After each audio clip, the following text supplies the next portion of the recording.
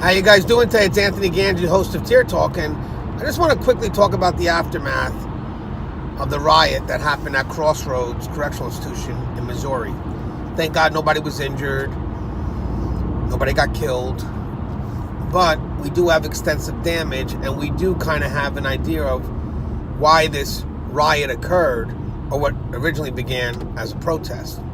Now remember, we're going to look at this in context.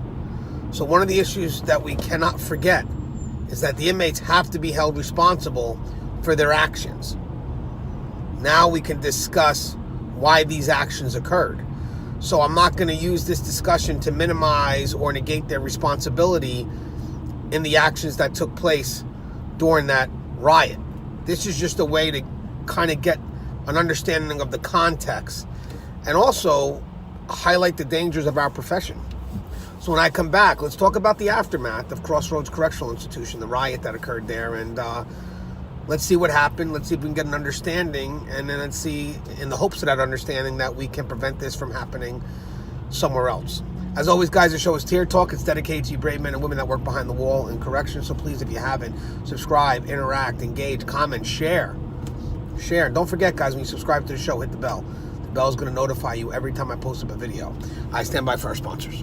I wanted to attend a university that had an intelligence program. I wanted to look at problems different. I wanted to increase my critical thinking abilities. AMU offered those avenues to expand. Obtaining your degree as an adult, you're actually paying yourself and investing in yourself. You can't put a dollar on it, it's priceless. It's something that can never be taken away from you. American Military University. Learn from the leader.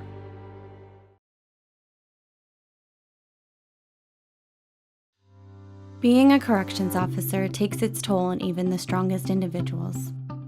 The constant need to perform at the highest level, putting your life at risk in a hostile environment, and the mental scarring of traumatic experiences.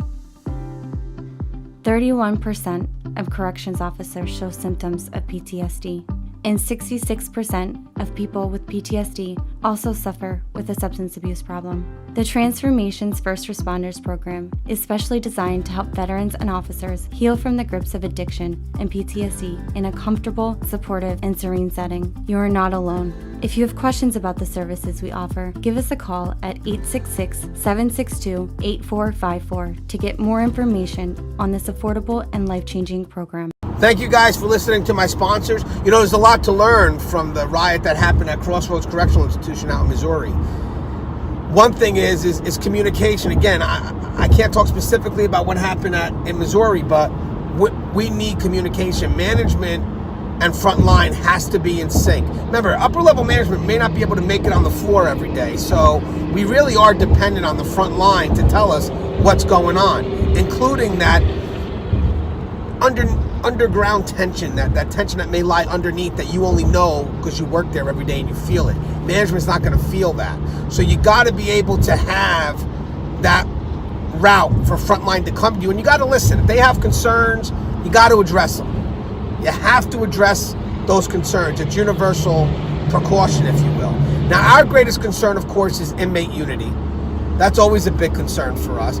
Most of the time we have an issue, and we've discussed this before, the issue is usually between us and a selected group of inmates. It's never really between us and all the inmates.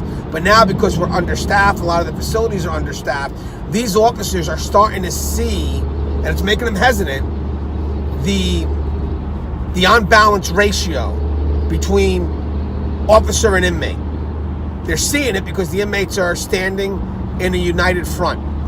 And that's scary for us. It is very scary for us. So management needs to make sure that when they're implementing something or something's coming from the outside that they got to push in, they got to make sure, will this unite the population? Whether it's a rule that now has to be placed into effect, or even if you have a rogue officer who's just stirring stuff up. You know, we have to be very cognizant of what the outcome is going to be, and we have to address that immediately. Now, a lot of inmates, unfortunately, they're getting that public support because every time they do something foolish like this riot, which, it's a protest for more programming, and their rec is getting cut short. Yeah, you know what? That always gets me mad because it doesn't negate the fact that you've committed to these actions of destroying a correctional facility. Now you have the politicians pushing for criminal justice reform. Let's lessen the sentence for low-level offenders. Right now, after they just destroyed a facility, it's time to push that. I mean, if anything, it would be time to push the other end, keep them in, because they just destroyed a correctional facility. This isn't a time to promote that. But either way, you're looking at unity. You're looking at inmates that feel that they're supported from the outside. That social media is killing us. And then when you get that one inmate that stands up and they see that there's that support, it motivates other inmates to do the same. So what scares me is after you have a riot like this, what's being pushed out there? If the media is pushing out, yeah, these were the concerns and these are why the inmates rioted, fine. You gotta be, I understand that. But you have to push also that these actions are not the right way to do it. Because if you keep on pushing the fact that they rioted and these are the reasons why, without saying that still their actions were wrong, and it makes it look like, well, it makes sense why they did it, then you're gonna see this happening at other facilities. Because they're gonna start seeing, hey, obviously, look what they did, they made a stand, we gotta do the same thing. We have to stand up for the same thing because people are going to start listening. But when it comes to programming, when it comes to rec, we need the proper staffing. The First Step Act that's trying to be brought in from the Trump administration is not doing anything to help staff, to get the right staffing inside these correctional facilities. So before we implement programming and really try to get that put in place the right way, we have to get the numbers up first. That is the only way that this can be done effectively.